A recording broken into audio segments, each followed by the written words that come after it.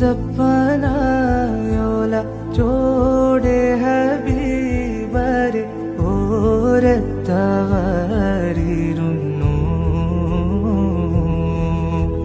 ജീവിതം നബിയോരിലും നൽകി കരം പിടിച്ചേ നടന്നു.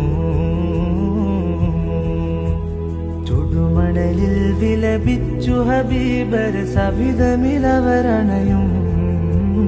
അകമുണരും അനുഭൂതി നുകർന്ന് റസൂലരെ അവരറിയും. സത്യവിളക്ക് മരത്തണലോരം സുഫയൊരുക്കിയ വെൺമുകില്. സൽമൊഴി മുത്തുകൾ കോർത്ത ഹദീസുകൾ നെഞ്ചിലെഴുതിയൊരാ സ്വഹബ്. അനുപമ താര സമാന സാത്വികര്.